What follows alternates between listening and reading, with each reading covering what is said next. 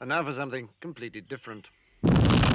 Hello everybody, Shortline819 here, and before I get into the video, this presentation was made as a part of a wider event night for my college anime club. I was originally going to do a more professional recording, however, the only piece of camera gear that I could find before the presentation was my tripod. So it's just recorded off of my phone. Please adjust audio accordingly, and I apologize for any issues because of that. Anyways, let's get into it. This presentation is not about my dog. I just keep them at the front of every presentation. Okay, so we're going to begin with a quote from the great songwriter Steve Goodman, which goes something a bit like, "The real gold inside of us all, remember that you only fall for lies and stories if you want to." What does that have to do with anything? You shall see. I have a couple of questions for you. The first question is, do you like westerns? Do you like werewolves? Yes. Do you like biblical epics? I don't think you like these kind of Do I have the webcomic for you? 2 out of 3. Good enough. Scent Pursuit of the Golden Hill is a webcomic series that I am weirdly obsessed with. Fun fact, I found this on a failed date at the Savannah Anime Convention. Matt was there. I saw him there. And besides, though, how I found it, what actually is Scent? Well, Scent is a graphic novel / webtoon series by Tiffany Petitt, who's right there, and who did actually help with the presentation, so thank you, TG. It is a Western fantasy, romance, thriller, it's a bunch of genres. And there are the four scrolls, which I have the first 3 of them. The first 3 volumes are out, the 4th one is coming out rather soon, roughly divided into 3 different arcs, which is the Rescue arc, the Mountain Men arc, and then like the Mercy Settlement arc, which is kind of what we're on right now. But anyways, what is it about specifically? Well, it is 1849, and we are in the Bighorn Mountains of Wyoming, which are a real place, by the way. And you have 2 siblings, who is Ruth and Emmett Moss. They're right here. They're traveling to Montana because, Austin. Austin wants to start a business up there because of the gold rush, selling like tools to gold rush miners and whatnot. But this gets interrupted because their carriage gets into the middle of a fight. Oh no! Yeah. But who is in this fight? Who is caught up in this fight? Well, turns out that in this universe, there are sentient groups of werewolves, or I guess wolves in general, who inhabit the Bighorn Mountains, and they're known as Sunka, and here's a bunch of random Sunka. But there's also a very depressed lichen by the name of Emmett Wolf. This is him and his bird Whistle. And these two, Emmett and some Sunka, are fighting, and they get caught up in Ruth and Austin's carriage. And I could find no pictures that couldn't contain gore, because Emmett is actively being hunted by the Mastodon Alliance, who is the primary alliance of Sunka and the Bighorns, because he killed their former leader. As I said, I couldn't find any images that don't contain gore, so that's, yeah, something. And the Mastodon Alliance, led by the Sunka, who is Ohanzi, and they all fucking hate Emmett and wanted him dead like 2 years ago, which is an exaggeration, so like 1847. And as a result, Emmett and Ruth must battle the Sunka and find Mother Nature to find safety, and that's like kind of the first arc of the story. But anyways, who are our main characters? Well, here's Emmett. He is a half-breed, which means that his dad was a Sunka and his mom was a human. Fun fact, technically all lichens, all Sunka are technically human, so you can just like warp between different forms, so there's no like weird chicanery happening on that end. But long story short is that Emmett, his backstory, he wanted to be a peacemaker between the human and the Sunka, because there was a war going on. And he failed pretty miserably at this, probably out of his own, partially just not understanding the situation, out of his own naiveness, I guess you could say. A lot of things. He's very depressed about it. Like, this man basically fucking hates himself. Oh. And it is, yeah, trauma. And the main thing is that he thinks God hates him because he failed to be a peacemaker because he's like, I'm doing this because God wants me to, and I utterly failed. So that must mean like God hates me and brings about all the terrible things in my life. But a lot of the series actually just focuses on Emmett trying to overcome his trauma about this and trying to figure out what happens to him. And Sent in many ways is actually very similar to the book of Job. It's one of the 4 wisdom books in the Bible, which deals with the, basically, if God is all loving and all knowing and all powerful, why does he allow terrible things to happen? So it's similar to that. And, well, yeah, it tackles why God allows evil things to happen, and this series kind of tackles that as well in many ways. The main character is Ruth. Ruth is just trying to cope with this horrific situation that she finds herself in, being stranded in the middle of fucking nowhere, surrounded by people who want to basically kill her because she happened to like shake Emmett's hand. She is the second most wholesome character in all of fiction, in my opinion. Of course, the first most wholesome character is, of course, Maze Hughes from Full Metal Alchemist. I'm so sad about what happened to her. AKA my cosplay. Yes. And this is a very cute image. I just put it down there. And she has a very positive outlook on life, which is almost the complete opposite of Emmett, where Emmett's like, life is terrible, God hates me, I just kind of want to die. It's like, no, there's point to life, it's all wonderful. And then there's, I guess, the main antagonist, who is Ohanzi, the leader of the Macedon Alliance of Sunka. That's her right there. And leader of the Macedon Alliance, yeah. And she's the wife of Otakte, who Emmett killed, with some events that I'm not going to get into because, yeah. Basically, the main gig with her is she wants revenge. No matter what, she wants to kill Emmett because, like, if she kills Emmett, in her mind, that's like avenging her husband and restoring honor to herself as a Sunka.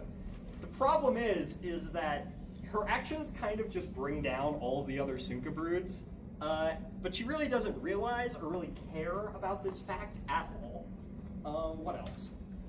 There are a lot of themes to this story that I particularly like. The first is honor versus self-preservation, as in these two themes are typically mutually exclusive to one another. Either you do the dishonorable thing and you get away with your life, or you do the honorable thing and you might risk your life, but you might end up dying.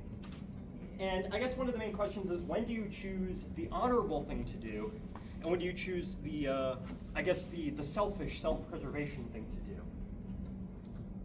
And once made, are those decisions justified? And something I've thought about a lot is like the human groups in the story and the Sunka groups in the story and their particular decisions and how they relate to this theme. I guess another theme, is returning to hope. Pain and loss are something that's pretty inevitable in life, and especially in this story. This story does not let up in the slightest on the crazy, wacky events that happen. But just because, bad things happen doesn't mean life is an inherently meaningless, nihilistic sort of thing, which is one of the reasons why I like this story.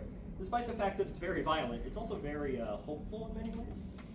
And what matters really at the end of the day is if you pick yourself up and you don't wallow in your own pity like Emmett does for most of the story. Nothing about this is easy, anyways, another thing that I like about the story is how it plays with religion. Media normally has only one of two depictions of religion. The first is very cynical, where, oh yeah, religion's only used by the powerful to control us, and no one actually believes. And then there's the other one, which is that, oh, it's like perfect believers who can do nothing wrong, and everyone else is like sinful and evil. But Sent actually uses religion in a very interesting way, in my opinion, and depicts a world where it's a lot more, I guess, realistic. Emmett thinks God hates him, and that he's worthless, and that his mere presence brings ruin to absolutely everybody he comes across.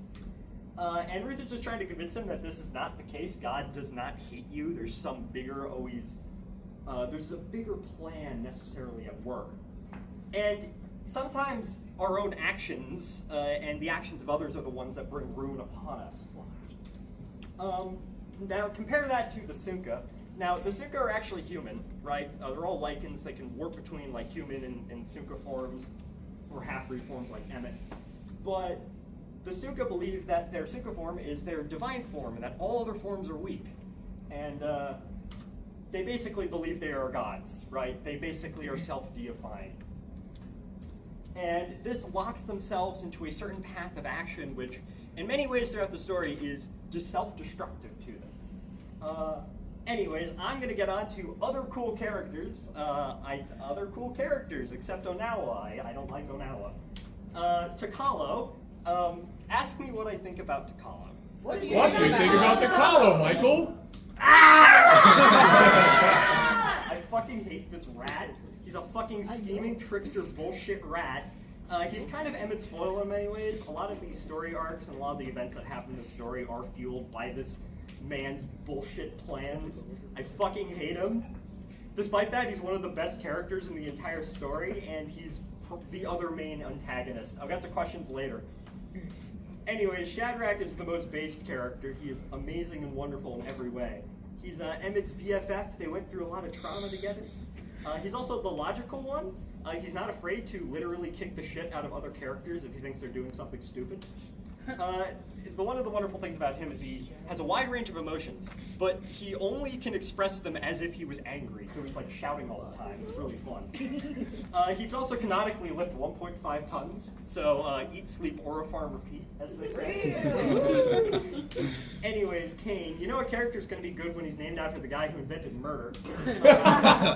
He wants to kill all Sunka due to his backstory, because he is the ultimate example of horseshoe theory, as in he also basically thinks that he's a god, but on like the opposite end of the spectrum, where he's like, if the Sunka hate all the humans and think they're gods, he just thinks he's a god and he hates all the Sunka. Incredibly evil, very incredibly evil, and yeah, Comfort, who is the best girl, I love her so much. Comfort is a cool, strong girl with guns, and there's also Tiller, who is kind of her, not really sidekick, but like, these two are connected. These two are side characters, but I thought their arc was kind of cool. The thing about Tiller is he doesn't think he's a true man. He thinks he's a weakling, and that he can't do anything.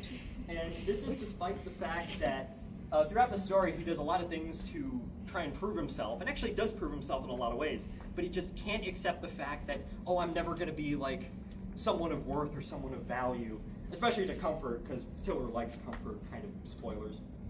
I think their arc is cute. I think there's a lot in this arc which is discussing like being a man, or what exactly that means, or what exactly means to have self-worth and believe in yourself and self-esteem. Anyways, you should read Scent. It's cool and good, and it's very intense. Don't read if you don't like gore. This is a very bloody story in many ways. It is very, I like it a lot. I didn't know what else to put here, because I was kind of losing my mind and entering brain fog when I was completing this presentation. Anyways, the lessons of Scent. There are many lessons of Scent. Like God doesn't hate you, and there's always a bigger plan at work. That a lot of harm comes from dismissing your own self-worth, and those trying to help you get through it. Just because happiness is temporary doesn't mean that it's meaningless. That self-deifying ideologies are inherently self-destructive. But of course, there is one true meaning behind this story. One that if you read, you will instantly understand. And that, of course, is that blonde people. The main lesson is that blonde people don't deserve to be fucking happy. Tiffany, TG, why do you feel the need to torture every single blonde person in this story? This story is not about, it's like self-hate is bad, yet you do this. You wrote this. You know what you're doing. Anyways, the end. What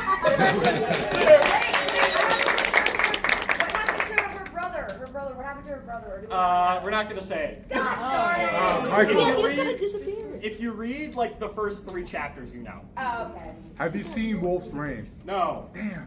She watched it. Why was the dog looking at it so zesty like that? Whoa! Takalo? Yeah. Go back to look at it. I love you know. I don't know.